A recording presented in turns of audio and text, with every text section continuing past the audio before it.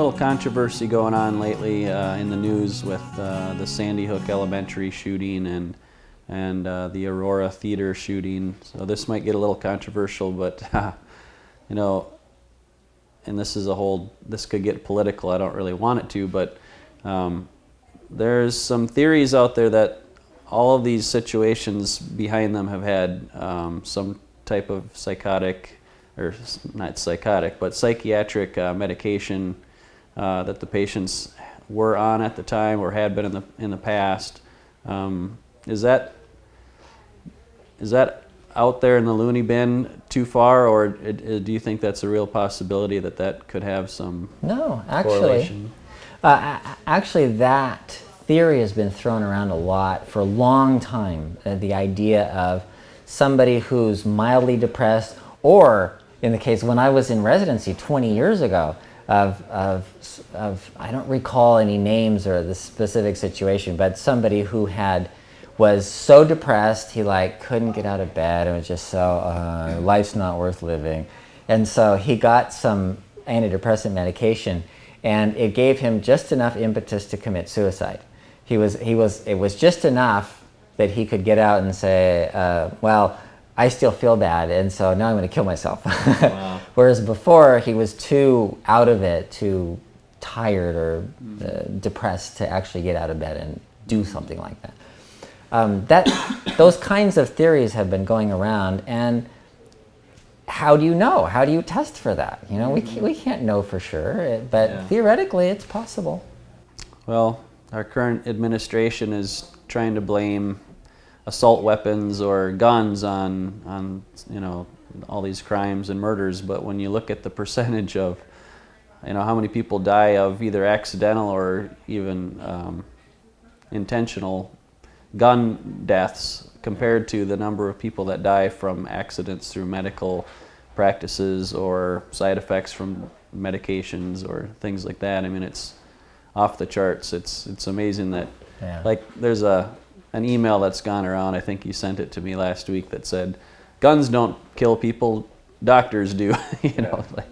9,000% more people die from accidental. Those are just accidental deaths. Yeah. And that doesn't include the ones that were expected from surgical procedures and things like that. Yeah. So it's you're taking a risk by going to a doctor. Yeah. That's true of any professional. You go to a lawyer, you're taking a risk. If you go to an accountant, you're taking a risk with your money, or a financial advisor. So we like to think that a professional is above all of that, but you know what? We're people too. Doctors are people too. So with the guns being dangerous, and if you think about just the numbers and say, okay, so I'm more likely to die from a doctor than a gun, and the key to that is buyer beware. Right. Caveat emptor. If you know what to look for, then you can actually, your doctor can be a good advisor for you. Yeah. If you're just going to say whatever the doctor says I'm going to do, that's a scary proposition. Yeah, that's one thing I've learned from my mom, is she's gone through cancer a couple times and issues with my dad as well. But don't be afraid as the patient to question your doctor, and because you know yourself better than they do. They only know you as much as you tell them, and so there may be things that they just have no idea about.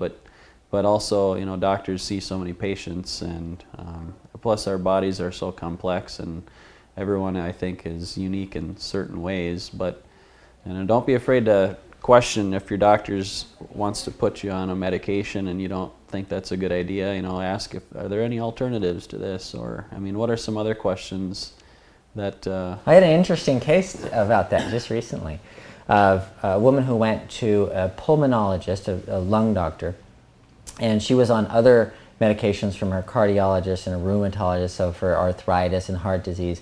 So she has a list of medications, and then the lung doctor wanted her put her on certain medications as well. And she goes, are those gonna have any problems with the other medications? He says, I don't know, I'm a lung doctor. How am I gonna know that? I'm like, oh man, that's why we go to medical school, so that we can know if there's gonna be any interactions. So, she had to come to me and saying, okay, which ones can I take together and which ones can I not take together? Because, no one seems to know this. It's kind of becoming more of a specialty to be able to do that. So other questions that people should ask. I am a big proponent of people going to the internet and looking it up and getting all the information they can. And I like it when people come in with a list. They have it all written down, they come with a list and they say, okay, what about this? What about that? And I had a woman today, what was it? She said, I shouldn't go on the internet. I said, no, you should go on the internet. Because she came in with questions. She had a thyroid, a lump on her neck. So it's a lump in the neck. So she Googles lump in the neck and they go, oh, thyroid nodule is probably thyroid cancer or something like that. So she comes in freaking out, I might have thyroid cancer.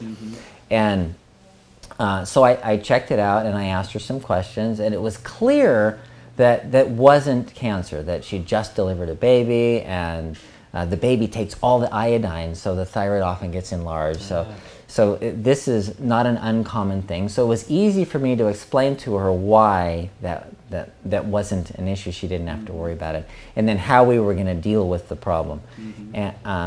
But she came in with the questions because she had done some research. So I think doing research and coming in with a list and saying, this is what I'm worried about. Is this a possibility, or how are we going to test to make sure it's not that, or it is that, or whatever? Yeah.